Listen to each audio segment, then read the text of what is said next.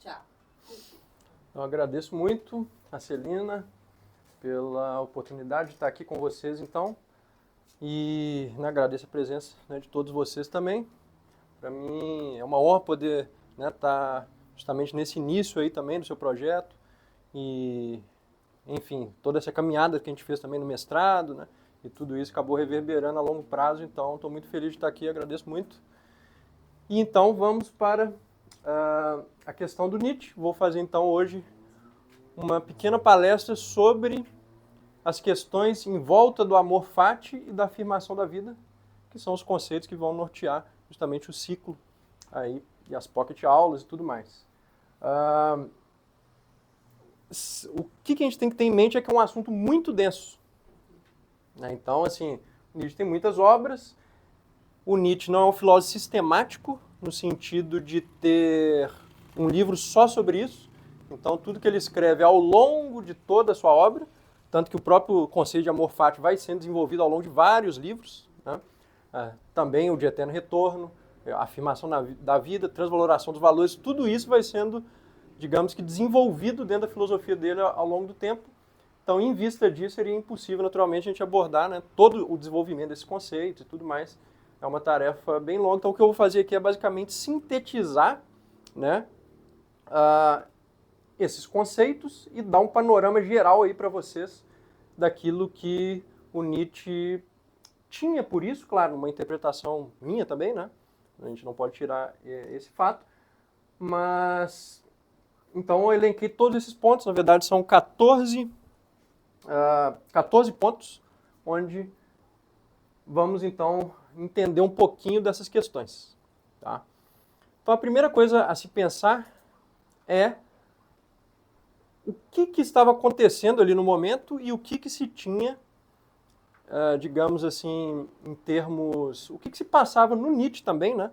Para ele ter chegado a esse conceito. Então, o que moveu ele a essa necessidade de uma afirmação da vida e de passar isso para dentro da sua filosofia, de ter isso como um conceito importante, assim como amor fati e daí em diante. Né? Porque senão a gente não, se a gente só pular para o conceito, a gente não entende muita coisa. Então vamos começar pela questão justamente aí do que ele tinha nesse sentido. Né? Então o Nietzsche ele faz uma interpretação tanto da história, da civilização e etc., onde o niilismo é uma questão muito importante para ele. O que é o niilismo? É basicamente a derrocada dos valores, né? E, digamos, também uma espécie de ausência dos grandes valores. Então, para ele, seria a ausência dos valores nobres, etc. E é também uma espécie de estado, né? Onde você está como que dentro do niilismo, e aí você pode ter, sei lá, um niilismo passivo, um niilismo ativo, que depois ele vai separar os tipos de niilismo, ele faz toda uma, vamos dizer assim, uma psicologia do niilismo. A gente pode dizer que ele é o grande primeiro psicólogo do niilismo, né, inclusive. E, então, dentro deste niilismo, dessa decadência dos valores, e, portanto, também da mudança de valores, né, ele elenca a negação da vida como um dos pilares desse niilismo, no sentido assim, o niilismo é algo que vai acontecendo e que vai se intensificando. Né? E nos últimos fragmentos póstumos dele, ele vai, inclusive, falar que isso vai se intensificar cada vez mais. Por exemplo, na nossa época, para ele pensando lá atrás, a gente ia ser muito mais niilista, vamos dizer assim, no geral, né, do que na própria época dele, só que ele pega esse movimento no meio, vamos dizer assim, e está interpretando ali. Então é isso que eu quero colocar para vocês, ou seja, o que ele estava vivendo, o que ele estava entendendo da sua realidade, que é basicamente isto e mais, né, muitas coisas, obviamente. Mas, então, um dos componentes fundamentais desse niilismo seria o que? A negação da vida. E isso ele apreende tanto das questões religiosas, todo o movimento religioso, vamos dizer assim, né, ao longo do tempo, quanto da filosofia também. Então, por isso que ele é um crítico do Schopenhauer. Por mais que ele faça os elogios a Schopenhauer, ele tem uma obra chamada de Schopenhauer Educador, que é muito interessante. Então, o jovem Nietzsche, ele elogia muito Schopenhauer e considera ele como um grande mestre. Né? Mas, ao longo do tempo, ele começa a atacar o Schopenhauer, em parte por causa disso, porque ele percebe que essa questão desta negação está também dentro da filosofia do Schopenhauer, e ela também não está apenas no Ocidente, estaria no Oriente também. Então, para ele, o budismo, etc., tem a ver com isso, né? Filosofias orientais. A religião cristã, todos os movimentos também políticos modernos, para ele, todos estão embebidos tanto do niilismo quanto dessa negação, digamos assim, vai além de uma negação da vontade, mas passa a ser uma própria negação da realidade, onde que a gente vai chegar isso mais para frente. E, enfim, então ele faz esse diagnóstico, vamos dizer assim, né? Ou seja, ele fala, os nossos valores, eles são muito ocos, porque eles são formados praticamente sobre o nada. Então, esses valores formados sobre o nada, basicamente, qual que é a consequência disso a longo prazo? É simplesmente que eles não vão perdurar. Então, a gente quer vamos supor, os religiosos, eles querem uma perenidade dos valores, mas como que você vai fazer algo perene se você está criando algo sobre o nada? Né? Então, o Nietzsche faz muito essa crítica, que na verdade já estava no Stirner, tá? Para quem lê Max Stirner, que é um filósofo que o Nietzsche não cita, mas eu gosto muito de citar justamente para trazer ele à tona e fazer o pessoal ler, porque o Stirner é muito importante nessa divisão aí, né, justamente dessa crítica do niilismo, né, toda essa percepção, e é anterior ao Nietzsche. Tá? Então, quem quiser entender isso de um modo ainda mais profundo, leia o Max Stirner, principalmente na sua obra chamada O Único e Sua Propriedade. Então, o que seria essa negação? Então, vamos dizer, dentro da religião, para Nietzsche, seria o quê? Uma negação da realidade em prol de outra realidade. Aqui eu estou falando de um modo muito sintético, mas basicamente, assim, é como se fosse, bom, esse mundo não interessa em nada. Então, o pensamento religioso e muitas filosofias também, né? Isso a gente não pode pensar só a religião em si. Então, a maioria das filosofias, inclusive, estava embebida disso também, ou seja, o mundo não vale nada. O mundo é só uma matéria que passa e tudo acaba, e sua vida acaba, então isso aqui não interessa nada. O que vale é sempre uma outra coisa. Então, quer dizer, nesse sentido, você nunca está no mundo, né? Você está sempre pensando em outra coisa. Né? Você está sempre no além-mundo, você está em outro lugar. Então, ou seja, basicamente você está o quê? Negando a sua vida. Você está falando, tudo isso aqui é ruim, tudo é horrível, etc. E o que vale é uma outra coisa. Então é como se... E todos os valores, a moral, etc, etc, eles estão baseados nisso. Né? Então é por isso que ele vê esta moral, vamos dizer assim, ele faz uma crítica da moral. E ele faz uma crítica histórica e genealógica da moral, por exemplo, na obra dele chamada Genealogia da Moral. Ali ele traça de um modo mais claro. Genealogia da Moral é um livro mais sistemático do Nietzsche, né? Um livro menos fragmentário, vamos dizer assim. Ele não é por aforismo, é por ensaios mais longos.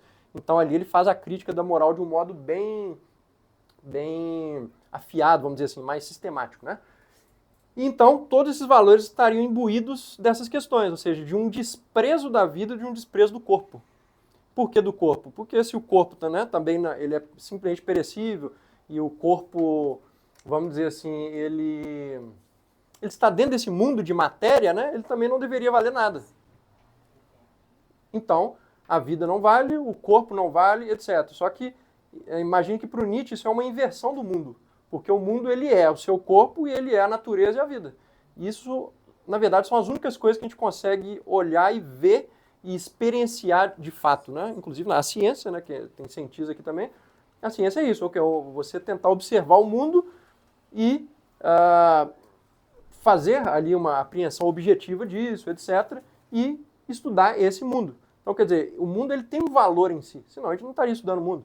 O corpo tem valor, senão a gente não estaria, por exemplo, sei lá, estudando medicina, a gente não indo no hospital, a gente não... Hoje em dia, na questão de exercício físico, etc., está muito, né, na moda. Mas, quer dizer, então, na verdade, a gente está fazendo a valoração do corpo, só que no âmbito da moral, isso não está sendo colocado. Por quê? Então, Nietzsche também percebe que existe uma certa dissonância entre o que está sendo colocado no nível moral e o que está sendo feito pelo corpo. É por isso que ele fala, o corpo é a grande razão.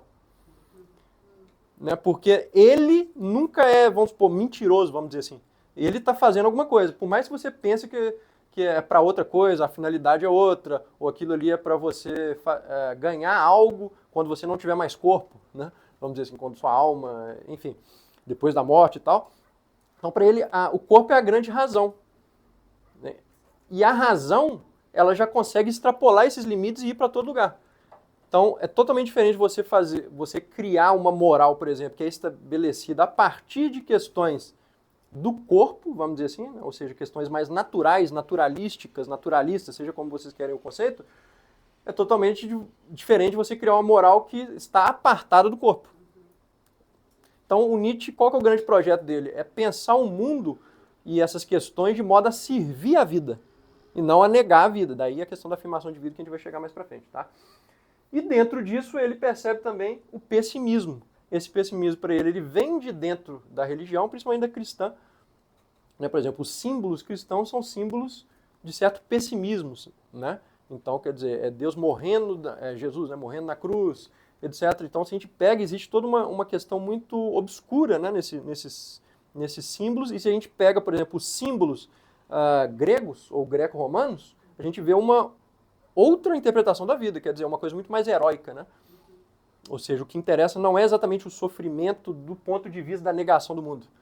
O que interessa é muito mais, quer dizer, o herói, os mitos trágicos, a gente vai chegar nisso, tá na arte mais para frente aqui, então vocês vão entender melhor isso.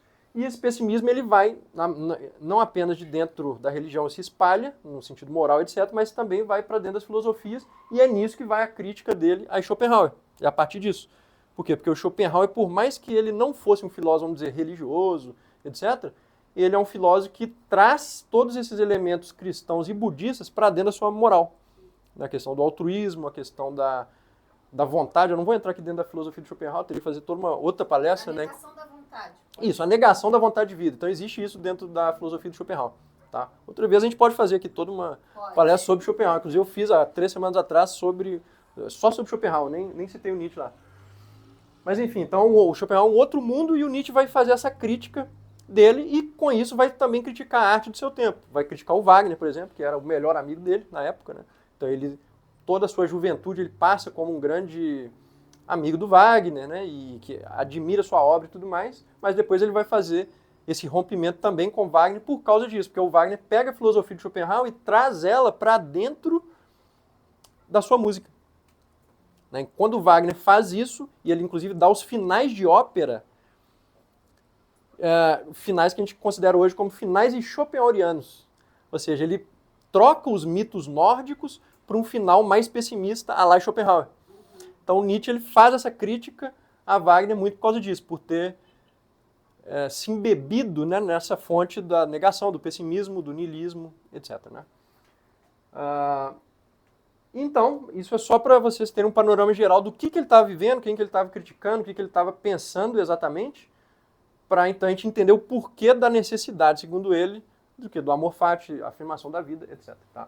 Então, ponto 2. Ser algum dia alguém que diz sim.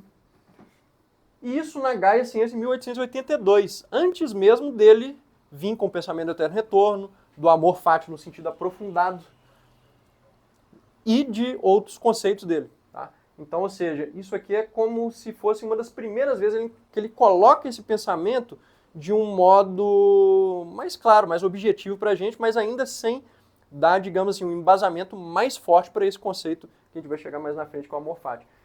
Ou seja, o que ele está tentando dizer aqui? Claro que isso aqui é só um fragmento, né? A gente teria que ter todo o contexto aqui, etc.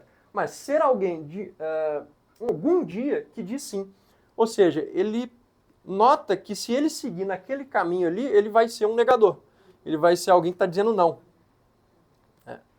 Então, o que ele quer como estratégia filosófica e como objetivo de vida também? Alguém que um dia possa apenas dizer sim.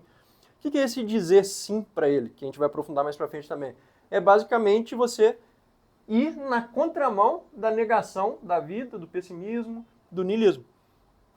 Ou seja, basicamente você dizer sim à sua vida e a todos os fatos que existem nela, e incluindo nisso o sofrimento.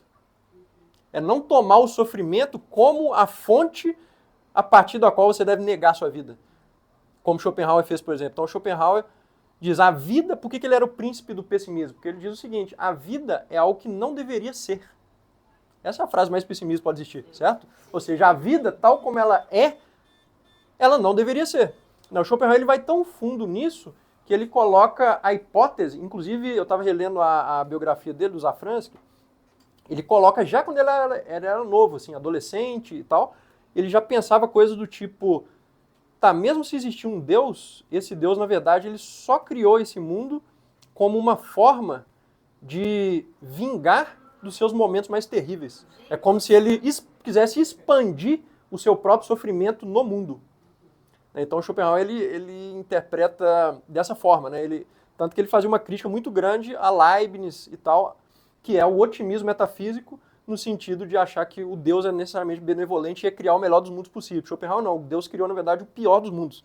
E não necessariamente o pior, né? E não necessariamente o pior. Ele ainda fala assim, contra o Leibniz, ele fala o seguinte, tá, o que Leibniz não pensou ao afirmar isso, que Deus criou o melhor dos mundos possíveis, é que Deus não criou só o mundo, ele criou também a possibilidade de existir um mundo. Então ele deveria também ter criado o melhor mundo. Né? Então, é profundo isso, né? Essa crítica dele. Isso faz a gente pensar muito nessa questão, mas assim, não deixa de ser interessante, né? Desse ponto de vista. Então a gente nota que o Schopenhauer está aqui dentro, ele está na negação, ele está no pessimismo, porque ele está observando o mundo só com a lente de quem acha tudo necessariamente ruim. É claro que ele é ainda mais decisivo que os próprios religiosos, mesmo ele não sendo um religioso. Ele vai mais fundo ainda. Só que ele não sai disso aqui. Então ele ainda está na negação, está no pessimismo, por pensar o mundo só por essa ótica muito negativista, certo? E o Nietzsche quer contrariar isso e dizer, não, eu quero ser alguém que um dia consegue dizer sim. E por que ele está pensando algum dia? Essa é a questão também, né? Por que isso é claro que... Porque não agora. É porque, claro, como ele está no meio desse processo, isso eu imagino, tá? Estou especulando. É um aprendizado. Não tem como você, do nada, isso é o que eu quero ser, então eu vou ser. Não, ele tinha as suas objeções a isso, né? Mas tarde aqui na própria palestra a gente vai chegar no ponto em que ele vai falar sobre o eterno retorno. Ele, em um trecho da autobiografia dele, ele diz assim, a minha mãe e a minha irmã são objeções ao meu eterno retorno.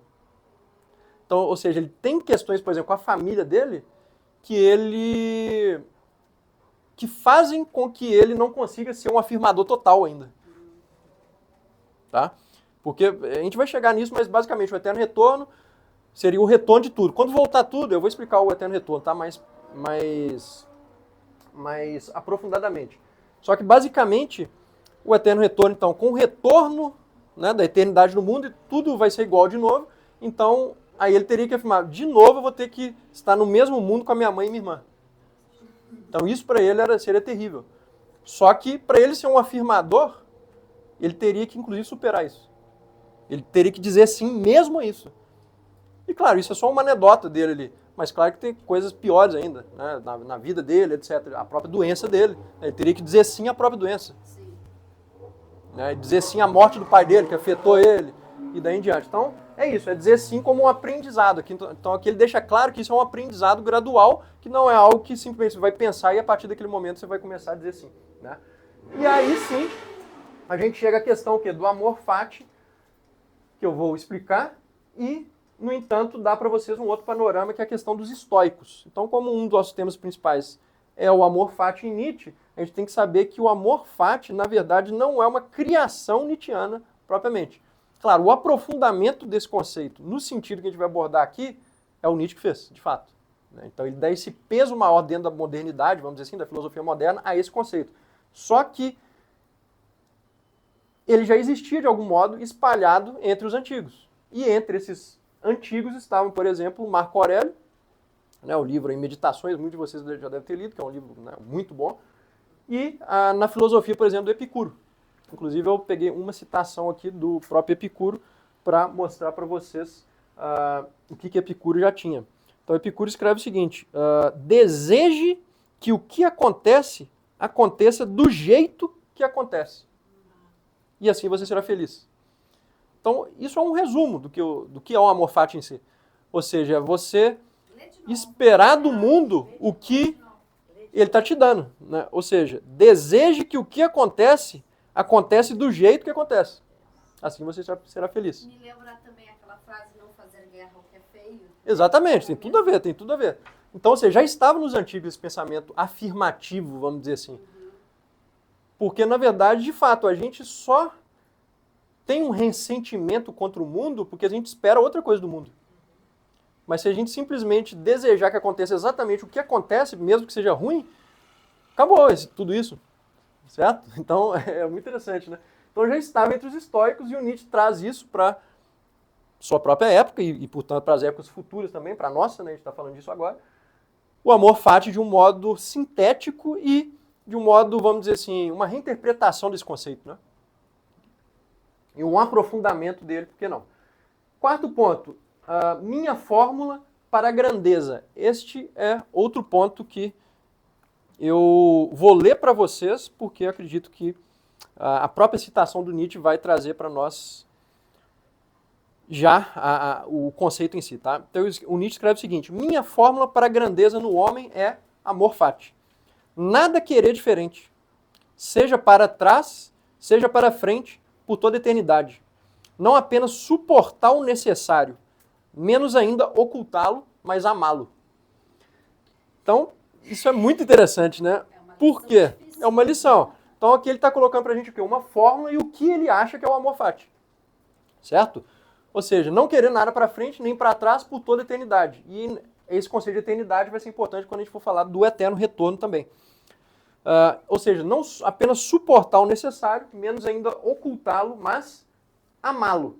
Então, nosso ponto 5, amar o que é necessário, seja essa a minha moral. Então, em outro ponto, ele vai complementar isso e escrever isso. Amar o que é necessário, seja essa a minha moral. Tá? E aqui vocês podem pensar, tá, mas se o Nietzsche era um crítico da moral, por que ele fala em moral? E por que o amor fati estaria dentro dessa moral dele, vamos dizer assim? Essa é uma pergunta interessante, né? O que acontece, tá? O Nietzsche é um crítico da moral judaico-cristã, da moral que veio da filosofia ocidental, da moral da sua própria época e daí em diante. Ele é um crítico dessa moral por quê? Porque dentro dela estaria ali o niilismo, negação, pessimismo, etc. Então ele está criticando isso porque para ele, dentro dessa moral, que para ele é uma moral oca, né, ela necessita justamente ser criticada para dali a gente poder tirar algo que seria para ele superior a isso e fazer, inclusive, a superação do próprio niilismo.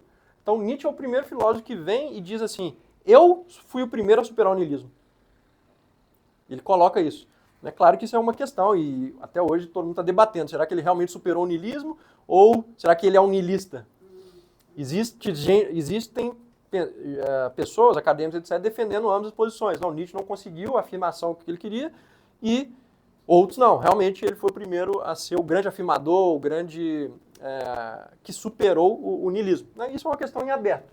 Mas para ele queria isso, ou seja, ele queria superar o niilismo. Como eu vou superar o niilismo? Em parte ele está trazendo essas fórmulas, toda essa questão do amor fati, transvaloração, eterno retorno e daí em diante. Então, por que ele tem isso como moral, vamos dizer assim, se ele é um crítico da moral? Em outro ponto de sua obra, ele diz assim, ser imoralista por moralidade. É uma frase bem paradoxal se a gente pensa ela isolada, vamos dizer assim, né? Fora desse contexto e do contexto da obra ali. Mas, para eu explicar ela rapidamente, seria basicamente o quê? Porque um imoralista, porque o Nietzsche se considera um imoralista. Várias vezes ele escreve, eu, o imoralista, etc. Né? Por que ele é um imoralista? Porque ele está criticando a moral. Então, se ele está criticando essa moral, se ele está pondo bisturi sobre essa moral, se ele está dissecando essa moral, vamos dizer assim, ele está, ao mesmo tempo, levantando todas essas questões, levantando esses valores, etc., e mostrando para a gente o que tem ali ou de pernicioso, ou de oco, etc., etc., e o que fazer a partir de então. E se é isso, ele é um imoralista. As pessoas poderiam julgar, não, você é imoral, falar isso que você está falando é imoral, certo? Só que, ao mesmo tempo, ele nota que o quê? Que o homem necessita de valores. E quando a gente está agindo, mesmo sem pensar, ou pensando, tanto faz, ou com razão, ou né, através de uma irrazão inconsciente, etc., você ainda está valorando algo, digamos assim. Certo? Não tem como você sair dessa cadeia de valores, porque você está, entre aspas, escolhendo o tempo inteiro algo. Ou seja, de algum modo, você está fazendo algo que se aproxima de uma determinada moral. Talvez você só não saiba ainda qual é. Né? Ou seja, ele nota que não tem como exatamente você sair completamente do âmbito moral nesse aspecto da valoração das coisas. Não que você não possa sair da moral, de uma moral determinada. Você pode. Isso, de uma determinada moral imposta, ou de uma época, etc, etc. Mas você vai acabar caindo em outra coisa. Então, se é assim, é preciso constituir novas moralidades. E é por isso que ele escreve isso, então. Ou seja, amar o que é necessário, seja esta a minha moral. Então, assim, eu tenho a minha moral. Só que, o que ele diz? Eu sou o criador da minha moral. E a gente pode criar a moral porque ela foi criada. Então, se uma coisa, uma vez foi criada, ela pode ser recriada e daí em diante. Né? O próprio Skinner, que eu citei lá atrás, ele já tinha um pouco disso. Tá? Ou seja, já mostrava que tudo que vem, vem do nada criador humano. A moral, ela vem a partir disso. E, se é assim, você pode retornar esse nada e recriar isso. É claro que não é uma tarefa para todo mundo. E aí que o Nietzsche vem com o aristocratismo intelectual, e não é uma tarefa para todo mundo criar uma moral, etc. Claro que nós não... as pessoas nem são capazes disso. O Nietzsche já coloca isso claramente, né? Então não é necessariamente algo democrático essa criação da moral. Só que o que ele está dizendo é que não existe uma moral estanque e que de fato vai haver essa modificação e a transvaloração dos valores vai ocorrer de uma forma ou de outra. Ou seja, esses valores vão mudar. E de fato mudam, né? Se a gente pegar da época do Nietzsche só até hoje, ou seja, 100, 150 anos, quanto dos valores já mudaram, quanto da moral, etc. Está tudo mudando o tempo inteiro. Então, ele é bem heraclítico nesse sentido, né? O Nietzsche, ele pensa como Heráclito, ou seja, tudo está mudando, tudo está em metamorfose. Como que a gente apreende isso através de conceitos? Por exemplo, transvaloração dos valores, etc, etc. Tá? Então, o que a gente precisa, por outro lado, para saber interpretar também esse conceito de necessário? É algo que eu destaquei aqui para a palestra. Ou seja, ponto 6, o conceito de necessário, e para isso a gente precisa voltar em Schopenhauer. Por que eu estou destacando esse conceito? Porque, tanto na frase que eu citei aqui no ponto 4, como neste ponto 5, que é amar o que é necessário, a gente tem essa palavra necessário. Se a gente não entender ela, é impossível entender isso aqui. O que para Nietzsche é necessário? O que é o necessário, né? Aí a gente tem que voltar em Schopenhauer. Por quê? Porque nele essa palavra também é muito importante.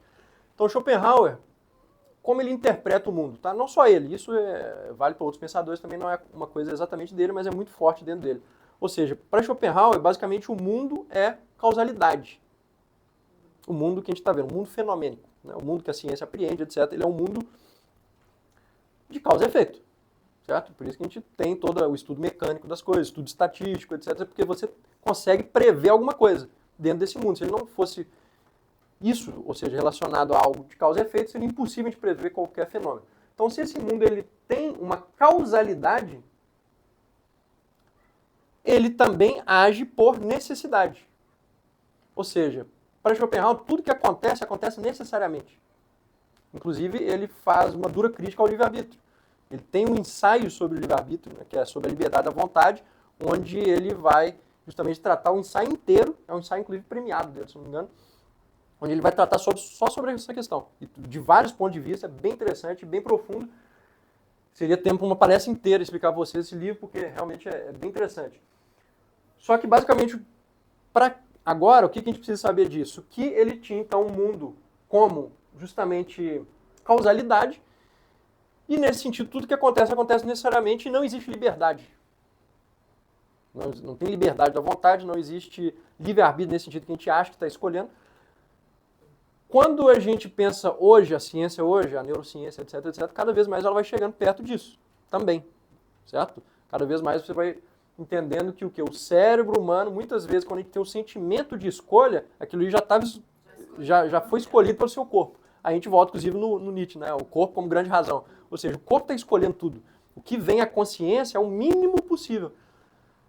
Quando a gente pensa na filosofia platônica, toda a modernidade, etc., o que se faz? Descartes inverte a coisa. Ou seja, a razão é preponderante e está sobre tudo.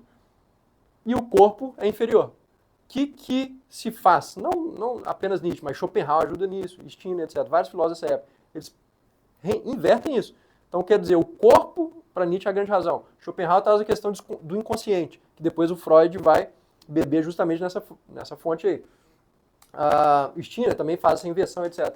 Ou seja, vários filósofos, basicamente do século XVIII e XIX, vão justamente pensar isso. Lamétrie, que é um filósofo francês, que pouco a gente estuda também isso, que ele escreve o corpo, o homem-máquina, que é a primeira vez que alguém escreve um livro baseado nessa ideia, né?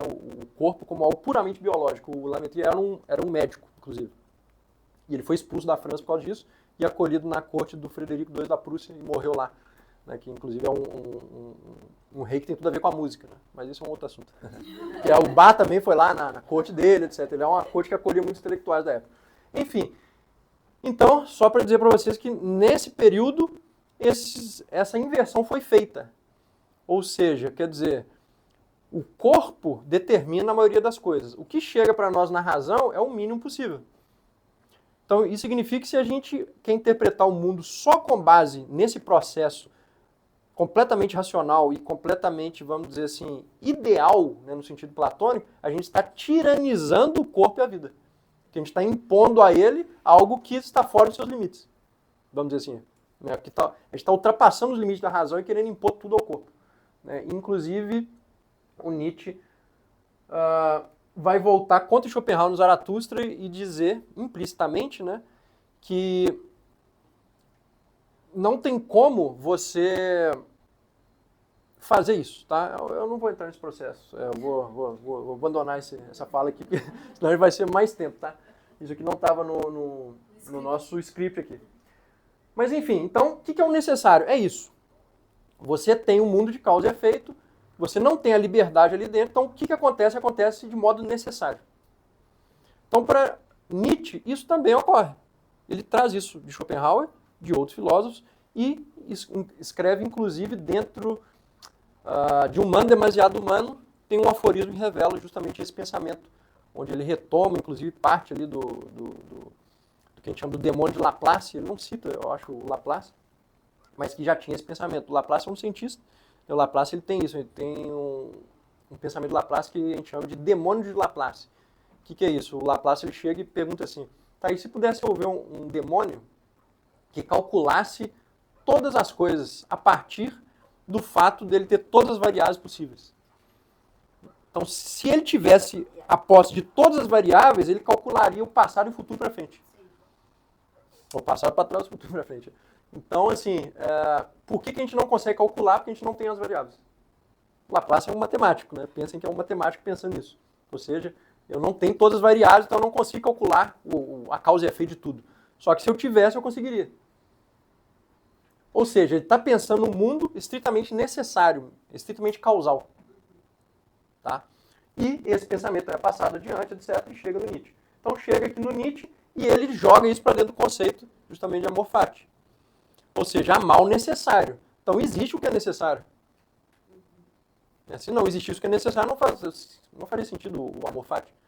Certo? Então as coisas existem, esta questão da vida, partilhar disso que é estritamente necessário existe e, portanto, cabe a gente aceitar isso ou não. Não tem como a gente sair desse fluxo. Essa é a questão. A gente está preso num fluxo de causa e efeito e não tem como sair disso. A gente acha que tem, por quê? Porque a gente pensa estatisticamente. Ou seja, a gente consegue calcular diferentes probabilidades no futuro. Ou para o futuro. Certo? Só que quando as coisas acontecem, elas só acontecem de uma maneira. Está fazendo. Né? Elas não acontecem de todas as maneiras que a gente calculou. A gente calcula a probabilidade para tentar prever o fenômeno. Mas quando ele acontece, ele próprio, entre aspas, escolheu qual é aquele campo ali, né, no qual ele vai atuar, e aconteceu e já era. Então, ou seja, se as coisas são necessárias, eu preciso o quê? De um emaranhado de coisas que me deem a interpretação correta disso, a ciência, etc, etc, mas também eu preciso de, entre aspas, uma moral ou de conceitos, etc, ou de uma filosofia que possa justificar esse processo. Né? E que não possa o quê? Negar esse processo com essa questão do niilismo, do pessimismo, ou olhar isso com um olhar pessimista, porque a gente pode muito bem cair num pessimismo, certo? Se é assim, então eu também não quero viver mais. Se eu não escolho nada, eu não quero viver. Você poderia cair nisso, certo? Tem livros que tratam disso.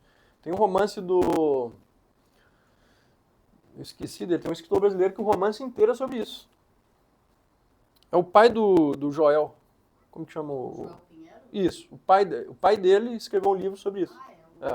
Como que chama aquele intelectual? Eu esqueci o pai dele, que é economista, né? Ele é economista. O pai dele, que é economista, escreveu, tem um romance dele que é só sobre isso. Ou seja, a pessoa notando isso na vida dela e, a partir disso, ela começa, o que eu vou fazer? Se eu não escolho nada, se tudo é estritamente causal, etc., então para que eu estou vendo isso aí? Começa os conflitos a partir disso. Né? Então, é isso. Então, Nietzsche coloca esta frase, aliás, essa palavra, esse conceito de necessário, não à toa aqui dentro, mas por quê? Por causa de tudo isso que eu abordei para vocês aqui agora. Vamos então, ponto 7. Aceitar a realidade. Então, o que é essa aceitação da realidade dentro justamente do amor fati? É o dizer sim à realidade, é a não negação da realidade. Parcialmente, o Nietzsche também vai criticar, não com essa palavra ideologia, mas ele também já é um crítico de todos esses processos que estão acontecendo, que hoje a gente tem por ideologia. Inclusive, que está dentro do trabalho da Celina, né, sobre ideologias, etc., a questão radical das ideologias e tal. Mas as armas que o Nietzsche nos dá, elas justamente vão ser também para interpretar, ao menos parcialmente, essas ideologias como algo contrário à realidade. No sentido de que elas fazem o quê? Elas não querem ver a realidade, elas só querem recortar a realidade e ver uma parte. E aí que está o perigo da coisa. Entende que elas são anti-nietzschianas, vamos dizer assim, quando a gente para pensar no Nietzsche? Né? Por quê? Porque o que é a ideologia? Ela faz um recorte do mundo e te dá aquilo que você quer. Então, um grupo ideológico, ou grupos ideológicos de hoje, o que eles querem? Eles querem sempre receber a mesma coisa. Qualquer coisa que vá contra, vai ser o quê? Contra a bolha, etc, etc. Então, ou seja, você não aceita nada diferente, só que a realidade é sempre diferente. A realidade é sempre o complexo, a realidade é sempre o divergente, certo? E quando você não aceita isso, você o quê? Você está fora da realidade, você não está aceitando a realidade. Você está querendo simplesmente criar um campo ilusório para você viver. Né? E isso chega até os extremos políticos, etc. E religiosos. Então, inclusive, peguei uma das frases que é muito interessante sobre isso, todo idealismo, aliás, de cabeça, eu acho que todo idealismo é uma mendacidade contra a realidade. Deixa eu ver se é isso mesmo. Ops. Todo idealismo é mentira perante o necessário e a realidade. Ou seja, mentira perante o... todo idealismo é uma mentira perante o que é necessário. Ou seja, o que é necessário? Essa cadeia causal, essa complexidade é o mundo real, é a metamorfose do mundo, são a divergência dos valores, o conflito, certo? E o conflito para Nietzsche não é um problema. É isso que a gente tem que pensar. Então, todo mundo está preocupado que o mundo está em conflito, etc, etc. Para o Nietzsche, não. A natureza é conflituosa. Isso sempre vai existir, sempre existiu, e os conflitos vão estar aí no mundo, etc. Quer dizer que você não vai fazer nada? Não é isso que ele está falando. Ele não está falando para você ser totalmente apático e não fazer nada do mundo. Você vai fazer o que você quiser. Só que você vai fazer sabendo disso, que você vai ser mais um ali dentro que vai, com a sua força, digamos assim, com a sua vontade de poder, agir dentro disso. Mas não para acabar com o conflito. Você é uma parte desse conflito. Porque senão vai de volta para o idealismo. Isso, né? Senão você vai de novo para o idealismo. Né? Não tem como você, para Nietzsche, que é um outro conceito que eu nem ia falar na palestra, mas não tem como para ele você estar fora da vontade de poder. Todo mundo está agindo em prol do poder. O poder, a expansão das forças do próprio corpo. Não tem como você fugir disso. Você sempre quer algo, você quer... para Nietzsche, né, as pessoas estão agindo no sentido de querer mais poder. Agora, esse poder pode ser interpretado de várias formas, não é poder político necessariamente. Né? É um poder, por exemplo, sobre si. Né? O que é o asceta, a psicologia do asceta para Nietzsche? A psicologia do santo. Né? É o quê? É um grande poder, uma grande vontade de poder voltada para dentro. Então, em vez dele ser lá, sei lá, o político que vai falar para as massas, etc, etc, o que ele faz? Ele se retira, isolado, e ele volta toda essa vontade de poder para dentro de si. Então, ele não está fora da vontade de poder, ele está agindo em prol do poder. Só que ele está deslocando esse poder para outros campos, entendeu? Então, por exemplo, alguém que só age no campo intelectual, ele ainda está agindo em prol dessa expansão do poder, só que um poder de tipo intelectual. Então, não é no sentido que só político-militar, vamos dizer assim, né? Isso é só uma expressão do poder, mas não é a totalidade. E para Nietzsche, o mundo como vontade de poder, não tem como você sair disso, tá? Desse embate de forças, né? E exatamente por isso, se você tenta criar uma filosofia ou uma religião que está contra isso, no sentido assim de não querer ver isso no mundo, ou de que está negando isso, ou que está falando que um dia isso não vai existir, ela não está aceitando a realidade. Ela está inventando alguma coisa para justificar o seu ressentimento contra a própria realidade. Aí é de se perguntar, tá, mas por que eu não aceito a realidade? Essa é a grande pergunta aqui, né? Por que é tão difícil aceitar a realidade? E por que as pessoas estão tão infelizes consigo mesmas, principalmente atualmente, né, os casos de depressão, etc., essas coisas aumentam muito. Por que as pessoas estão tão infelizes perante a própria realidade e a realidade do mundo, vamos dizer assim, né? 8. A não fuga do sofrimento. Tem a ver com isso também. Ou seja, o Nietzsche, quando ele está propondo toda essa questão do amor fati, etc., ele está pensando no sofrimento também. Então aqui não é dizer sim porque a vida é bonitinha o tempo inteiro. É o dizer sim mesmo ao sofrimento.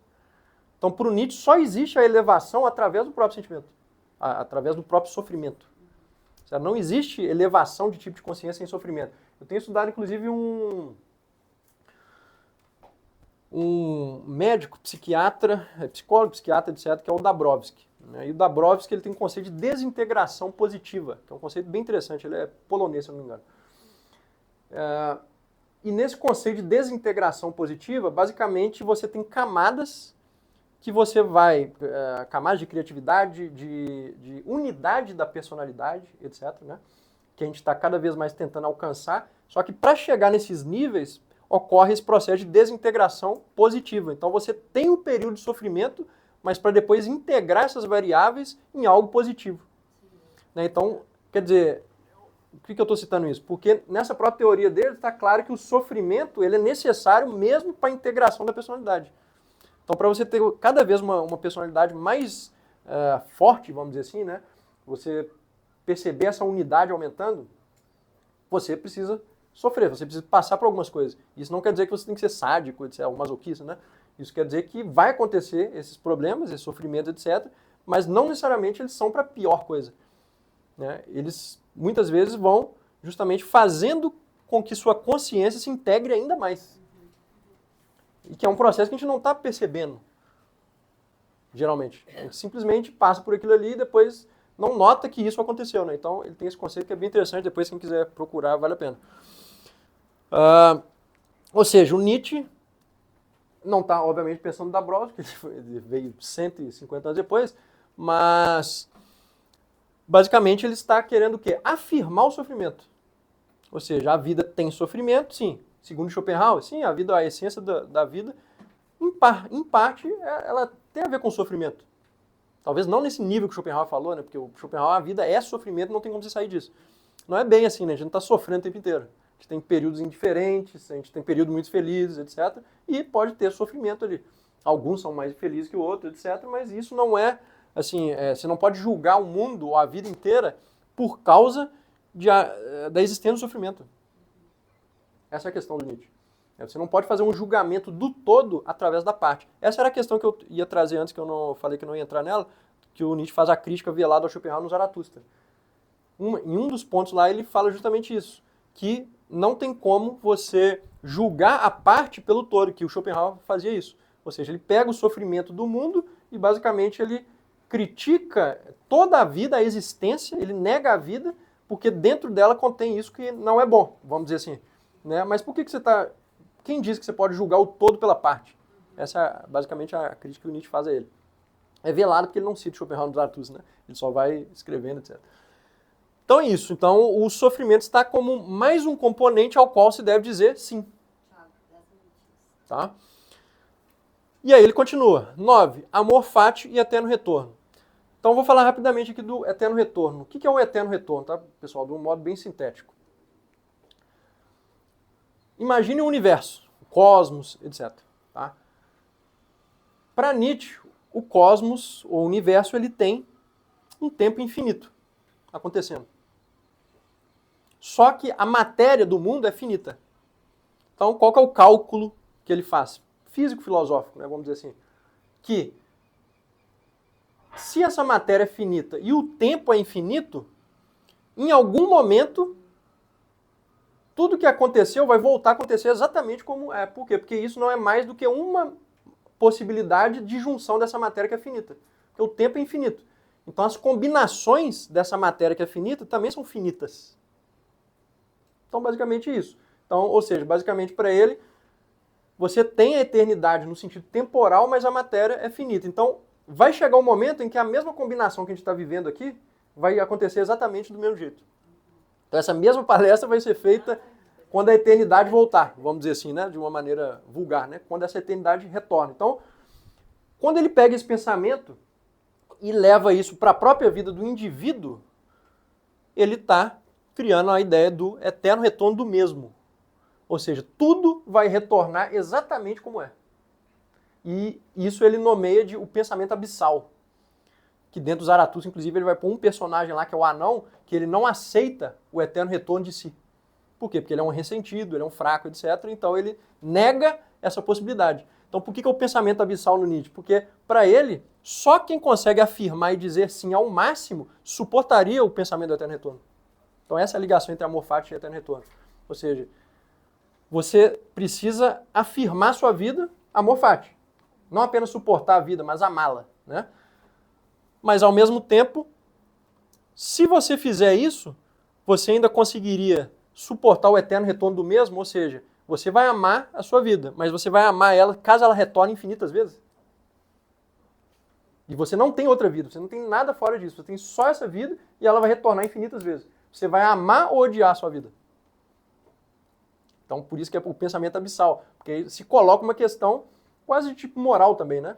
Então ele traz essa questão física, cosmológica e joga para dentro da questão moral. Então, traz uma coisa muito profunda, né? Um dilema muito profundo, vamos dizer assim, para a vida. Pensar isso, certo? Então, aquele que conseguisse isso teria a máxima afirmação e, portanto, o amor fati supremo também. Por quê? Porque eu amo essa minha vida, mas eu quero também que ela se repita ao infinito. Com todos os seus sofrimentos, com tudo de ruim vai voltar. Haja amor. E por que é um pensamento muito difícil? Porque a gente não quer que as piores coisas voltem. Né? Então, basicamente é isso. Agora, voltando lá no início da palestra, quando ele fala que a objeção contra o eterno retorno dele é a mãe e a irmã dele, é porque ele tinha esses conflitos com elas. Então, ele pensar e imaginar que para a eternidade inteira ele vai viver a mesma coisa, ele fala, não, elas são objeções ao eterno retorno. Né? Agora, se ele depois afirmou isso ou não, ele falou, não, tudo bem, é isso aí, aí eu já não, ninguém sabe. Né? Mas ele diz isso na autobiografia dele. Tá? E aí, ponto 10, transvaloração dos valores.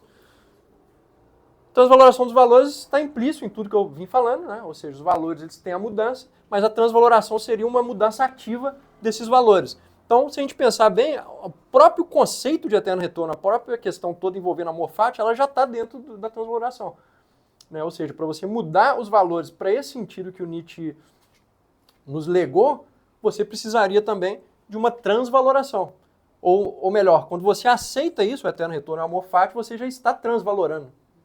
Né? Porque você já está saindo dessa esfera da negação, do pessimismo, etc, etc. Ponto 11. Arte e estética.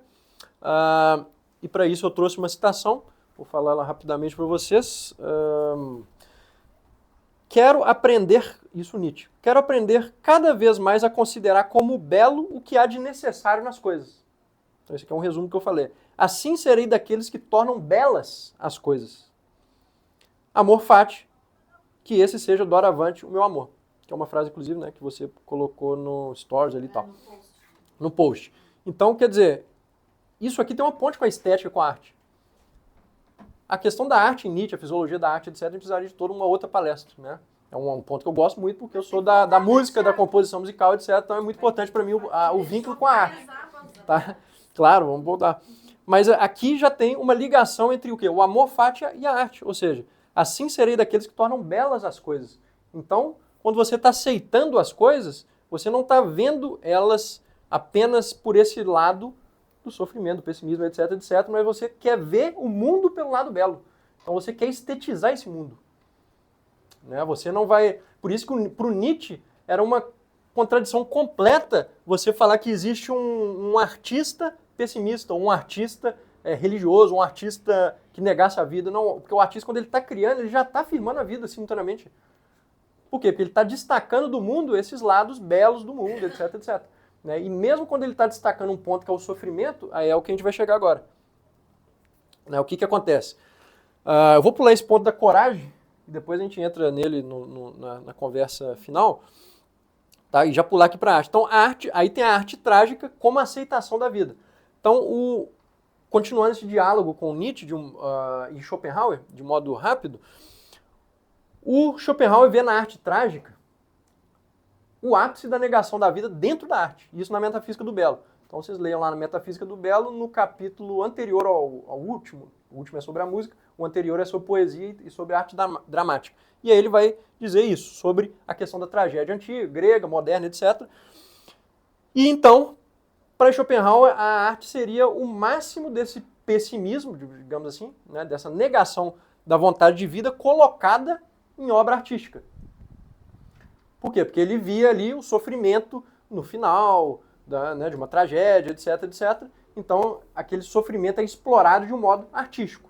Era a visão do Schopenhauer, claro, mais profundo que isso, mas estou passando rapidamente. O Nietzsche ele retoma isso e diz, não, é justamente o contrário. Schopenhauer não entendeu a arte trágica, não entendeu os gregos nesse sentido afirmador da existência que os gregos tinham. E o Nietzsche, quando ele volta aos gregos, é muito nesse sentido de que mostrar a diferença de uma cultura que afirmava a vida para uma cultura que nega. Então, para ele, os modernos, a moral da época dele era uma moral de negação, enquanto a dos antigos, principalmente os gregos, né, helenistas, etc., era uma moral da afirmação. E aí depois ele vai vir também com o conceito de dionisíaco. Então, a arte trágica é a aceitação da vida. Então, Nietzsche olha para a tragédia e fala, não, na verdade é o contrário. O que os gregos queriam com a arte trágica? Eles queriam nos mostrar que o mundo, a vida, ela é tão abundante que ela não se importa em sacrificar os seus tipos superiores, os heróis. Então, quer dizer, você mata o herói, que seria o tipo superior, e mesmo assim você se alegra na destruição dele. Então, basicamente, você está fazendo o que a própria natureza faz dentro de si. Que é o quê? A natureza não está importando se a gente está morrendo ou não. Ela só se importa com a sua própria abundância de vida. Né? Então, um morre, o outro nasce, etc, etc, etc. E ela vai sacrificando seus tipos, vamos dizer assim, né? E nisso os animais e tudo do mundo. Então, o que o Nietzsche via na tragédia? Isso, ou seja, essa questão passada para a forma estética. Ou seja, a gente está, na verdade, através da tragédia, afirmando este processo.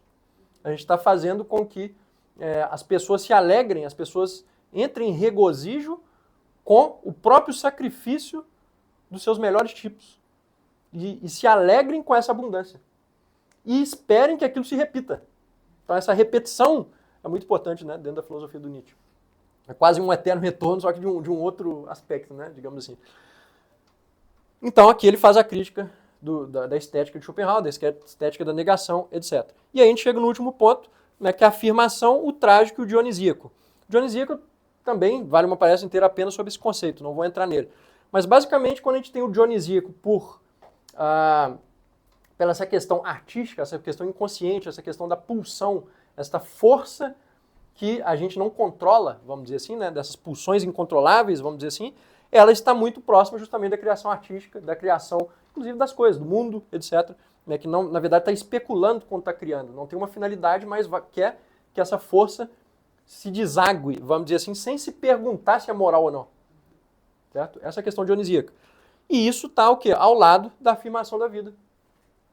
Que é o quê? Basicamente você está fazendo o movimento dionisíaco, vamos dizer assim, esse processo dionisíaco, ele vai em direção a justamente a afirmação da vida e o trágico também, como eu mostrei no ponto anterior.